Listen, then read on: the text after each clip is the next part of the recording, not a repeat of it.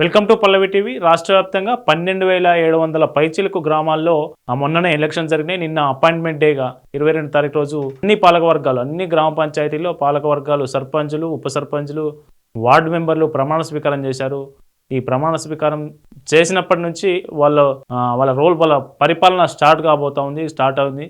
అయితే ఈ ప్రమాణ స్వీకారం చేసిన ఒక్కరోజు తర్వాతనే ఒక షాకింగ్ న్యూస్ అందరినీ భయపెడతా ఉన్నది. ఉప సర్పంచ్లకు చెక్ పవర్ రద్దయిందంటూ వార్తలు వస్తూ ఉన్నాయి.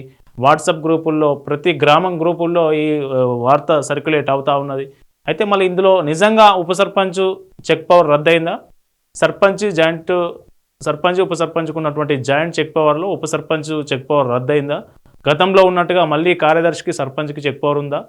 ఏంటి అసలు ఏం జరుగుతుంది? ఎందులో వాస్తవం ఎంత, అవాస్తవం ఎంత, ఈ వీడియోలో చూద్దాం.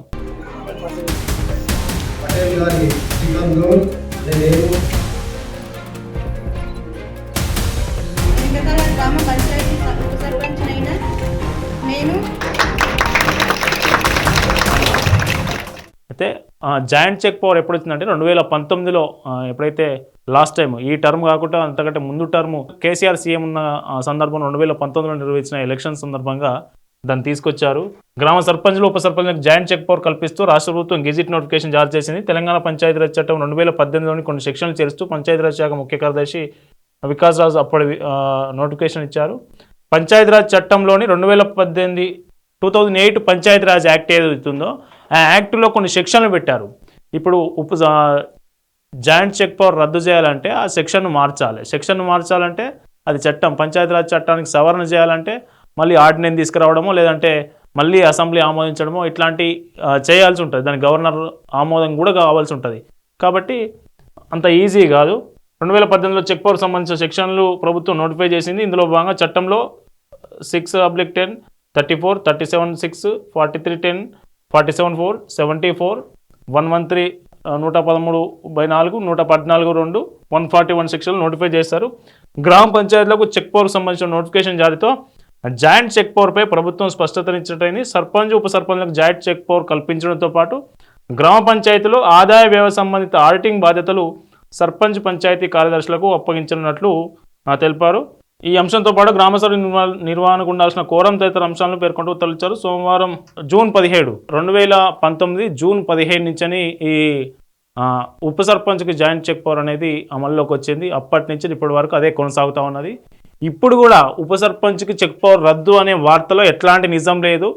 అదంతా బూటకం. ఎవరో కావాలని నిన్ననే ప్రమాణ స్వీకారం చేశారు కదా, ఇవాళ చెక్ పవర్ రద్దు అంటే కొంత అలజడి సృష్టించవచ్చు, ఆందోళన సృష్టించవచ్చు ఉప సర్పంచులు మధ్యలో అనేది ఆ ఉద్దేశంతో ఎవరో కావాలని ఆ మెసేజ్ను సర్క్యులేట్ చేస్తూ ఉన్నారు వాట్సాప్ గ్రూపులో. నిజానికి అందులో ఎట్లాంటి వాస్తవం లేదు. ప్రభుత్వం అలాంటి నిర్ణయం తీసుకోలేదు. ఆ నిర్ణయం తీసుకోవడం కూడా అంత ఈజీ కాదు. దానికి చట్ట సవరణ చేయాల్సిన అంశం ఉంటుంది. చూద్దాం. సీఎం రేవంత్ రెడ్డి కూడా ట్వీట్ చేసిండు. ఏమని చేసిండంటే, సర్పంచ్లు నిన్న ఎవరైతే ప్రమాణ స్వీకారం చేశారో వాళ్ళందరూ బాగా కష్టపడి వాళ్ళ గ్రామాలను అభివృద్ధి చేసుకోవాలని ట్వీట్ చేశాడు. రాష్ట్ర వ్యాప్తంగా సర్పంచ్లు, ఉప సర్పంచ్లకు, వార్డు మెంబర్లకు బాధ్యతలు స్వీకరించిన సోదరిమణులకు నా శుభాకాంక్షలు. మంచి పాలన అందించి పంచాయతీలను ఆదర్శవంతమైన గ్రామాలుగా తీర్చిదిద్ది మీరంతా ప్రజల మన్ననలు పొందాలని ఆకాంక్షిస్తున్నాను. ఈరోజు పొద్దున చేసిన ట్వీట్ ఇది.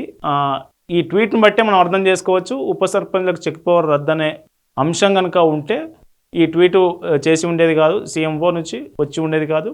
కాబట్టి ఉప సర్పంచ్కి చెక్ పవర్ రద్దనే వార్తలో ఎట్లాంటి వాస్తవం లేదు. ఎవరూ నమ్మకండి. ఎవరైనా మెసేజ్ ఫార్వర్డ్ చేస్తే ఈ వీడియోను, ఈ లింకును మీరు ఫార్వర్డ్ చేసి అది తప్పు అని నిరూపించండి. Stay tune to Pallavi TV.